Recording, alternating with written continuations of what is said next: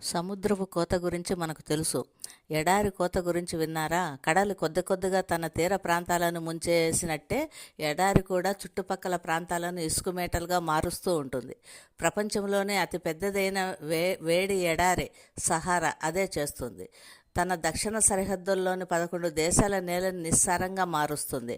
అచ్చంగా అదో ప్రకృతి విలయం. ఆఫ్రికాలో ఆకలి చావులకు మూలం. కానీ ఈ సవాలుకు ప్రతి సవాలు విసిరే అద్భుతాలు చేస్తోంది ఆధునిక మానవాళి. సహారా అంచులకి పచ్చాలహారం తొడుగుతోంది. అనంతపురం 2 తెలుగు రాష్ట్రాల్లోనూ పేరు మోసిన కరువు జిల్లా ఇది. ఒకవైపు సుదీర్ఘ వర్షాభావం, మరోవైపు బోర్లు వాడకం కలిసి ఆ నేలను ఎడారిగా మారుస్తున్నాయని చెబుతున్నారు శాస్త్రవేత్తలు. ముఖ్యంగా బొమ్మన్హల్, కనేకల్ వంటి ప్రాంతాల్లో ఈ ఎడారీకరణ ఎక్కువగా జరుగుతుంది. అటు ప్రభుత్వాలు ఇటు ఈ స్థానికులు దానిపైన ఇప్పుడిప్పుడే చర్యలు చేపడుతున్నారు. మరి వాళ్లకు సహారా సమీప దేశాల్లోని రైతులు, ప్రపంచ శాస్త్రవేత్తలు సాధించిన విజయం స్ఫూర్తిగా నిలుస్తుందేమో చూద్దాం. చైనా దేశం ఎంత విస్తీర్ణంలో ఉంటుందో సహారా ఎడారి కూడా దాదాపు అంతే పెద్దది. ఋతువు ఏదైనా సరే ఉష్ణోగ్రత కనీసం 50 డిగ్రీలు ఉంటుంది. సహారా 6000 ఏళ్ల కిందట దాకా పచ్చడి అడవిలాగానే ఉండేదట. భూభ్రమణంలో ఏర్పడ్డ ఓ చిన్న తేడా కారణంగా ఆ ప్రాంతంలో వేడి పెరిగి ఎడారీకరణ మొదలైందని చెబుతారు. 6000 ఏళ్లలో అలా 92 లక్షల చదరపు కిలోమీటర్ల మేర ఎడారిగా మారిపోయింది. ఇప్పటికీ ఆ ఎడారీకరణ ఆగలేదు. దాన్ని ఆనుకుని ఉన్న 11 దేశాలను కబళిస్తోంది. ఆ ప్రాంతాల్లో గత 100 ఏళ్లలోనే 10 డిగ్రీల దాకా ఉష్ణోగ్రత పెరిగింది. ఓ ప్రాంతం ఎడారిగా మారితే అక్కడ భూమి కేవలం ఇసుకలా ఉండదు, సిమెంటు నేలలా గట్టిపడుతుంది.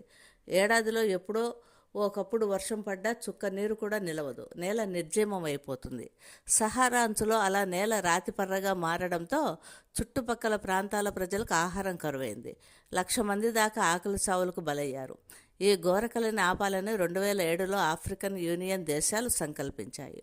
సహారాని అడ్డుకునే ఈ ప్రాజెక్టు గ్రేట్ గ్రీన్ వాల్ అని పేరు పెట్టుకున్నారు. 11 దేశాలు కలిసి ఈ ప్రాజెక్టును తలకెత్తుకున్నాయి.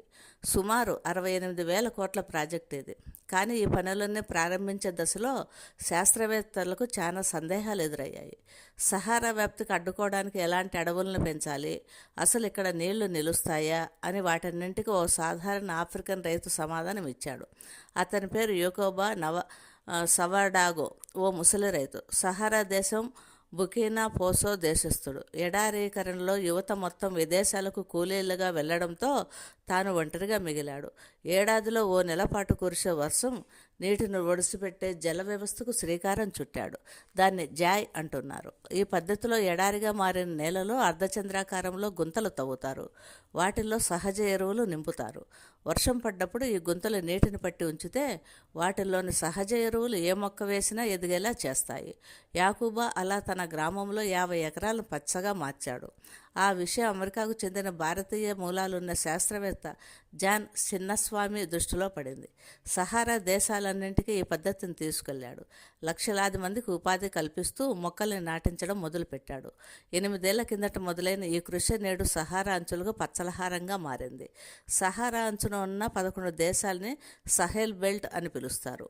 ఈ దేశాల్లో గ్రేట్ గ్రీన్ వాల్ ప్రాజెక్టుతో 10 డిగ్రీల మేర ఉష్ణోగ్రత తగ్గి 50 మీటర్ల మేర జలమట్టం పెరిగింది. సెనెగల్, నైజీరియా దేశాల్లో జొన్న, మునగ, టమోటా, నారింజ వంటి పంటలను లక్షల ఎకరాల్లో సాగు చేస్తున్నారు ఇప్పుడు.